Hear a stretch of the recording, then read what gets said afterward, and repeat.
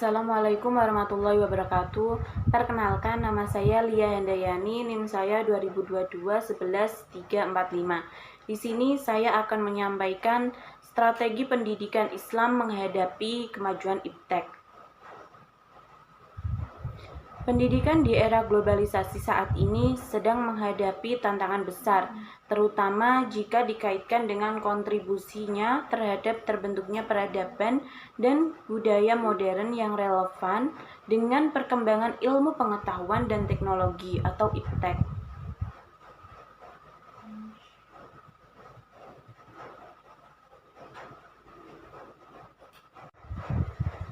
Pengertian pendidikan menurut Ki Hajar Dewantara adalah usaha yang dilakukan dengan penuh keinsyafan yang ditujukan untuk keselamatan dan kebahagiaan manusia. Menurutnya, pendidikan berarti usaha berkebudayaan, berasas peradaban, yakni memajukan hidup agar mempertinggi derajat kemanusiaan. Pendidikan Islam, sebagaimana dikatakan oleh Sayyid Sabiq, adalah suatu aktivitas yang mempunyai tujuan mempersiapkan anak didik dari segi jasmani, akal, dan rohaninya, sehingga nantinya mereka menjadi anggota masyarakat yang bermanfaat baik bagi dirinya maupun umatnya atau masyarakat tadi.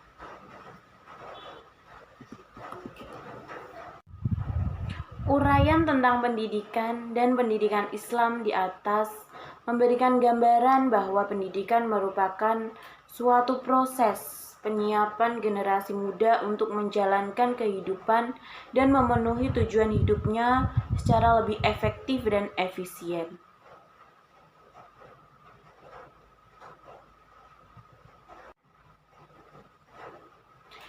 Pengertian ilmu pengetahuan dan teknologi. Ilmu merupakan rangkaian aktivitas berpikir yang bersifat sistematis, objektif, bermetode agar menghasilkan pengetahuan yang objektif pula. Sedangkan teknologi merupakan aplikasi dari kreativitas manusia berkaitan dengan alat dan bahan serta diwujudkan dalam bentuk materi yang digunakan untuk tercapainya kebutuhan manusia. Dampak kemajuan iptek terhadap pendidikan Islam. Dampak dari perkembangan dan kemajuan iptek telah mulai bermunculan, yang pada prinsipnya berkekuatan melemahkan daya mental spiritual. Permasalahan baru yang tampaknya harus segera dipecahkan oleh pendidikan Islam pada khususnya adalah dehumanisasi pendidikan dan netralisasi nilai-nilai agama. Terjadinya benturan antara nilai-nilai sekuler dengan absolutisme dari Tuhan.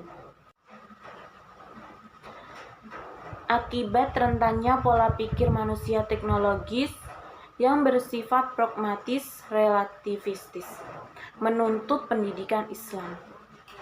Apabila kita bisa memanfaatkan teknologi dengan sebaik-baiknya, maka kita tidak akan terbawa arus dan hanyut ke dalam perkembangan iptek.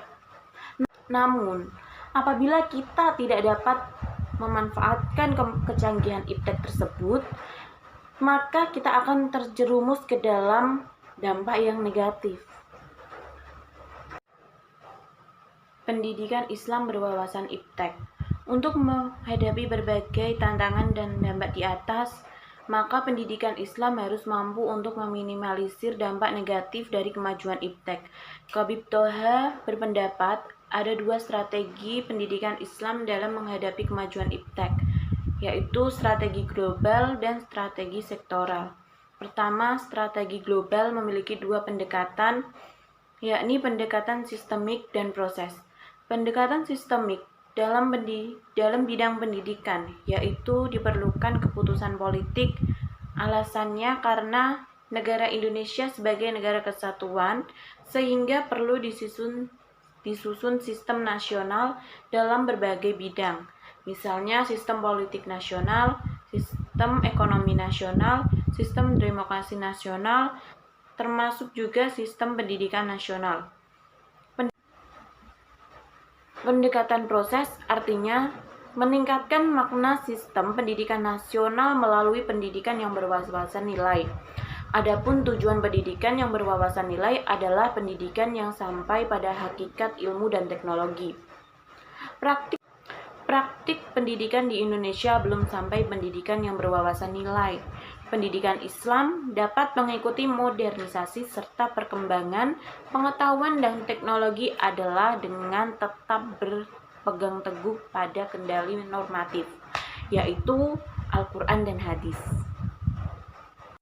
Nah, jadi kesimpulannya adalah pendidikan Islam memandang perkembangan ilmu pengetahuan dan teknologi sebagai tantangan yang harus dihadapi dan dikuasai sehingga generasi muslim tidak tertinggal oleh kebudayaan yang berkembang.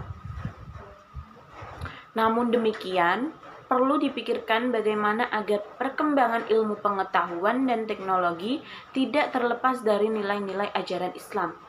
Pendidikan Islam harus bersikap mengarahkan dan mengendalikan perkembangan ilmu pengetahuan dan teknologi sehingga tetap berpijak pada sumber agama Islam, yaitu agama dan hadis. Ada dua strategi yang ditawarkan oleh Khalid Toha dalam pendidikan Islam, yaitu tadi udah saya singgung di awal-awal, yaitu strategi global dan strategi sektoral. Dalam strategi global ada dua pendekatan, yakni pendekatan sistemik dan pendekatan proses.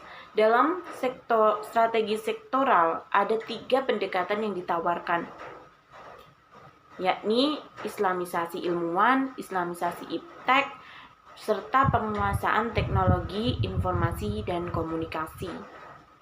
Dengan strategi pendekatan di atas, diharapkan Islam dapat memproduk para ilmuwan muslim yang mampu menguasai dan menciptakan iptek yang berpijak pada nilai-nilai Islami serta berorientasi kepada kesejahteraan dunia dan akhirat. Sekian dari saya, apabila ada salah kata, saya mohon maaf. Wabillahi taufiq wal hidayah. Wassalamualaikum warahmatullahi wabarakatuh.